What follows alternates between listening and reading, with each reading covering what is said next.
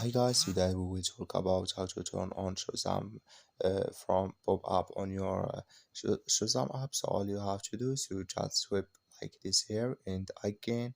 So and you come to this list here, and all you have to do now, so you just go up, you click here on this sign here in app, then it's going to take here in this list, and all you have to do now, so you just come here to Shazam from pop-up here, click here in this sign, and like you see this color show for us here, that's mean shows up from pop-up is on now, so that's all you have to do now. So can you click here on go to settings here, and can you turn on it again on your app here, so just switching to open video here in this list.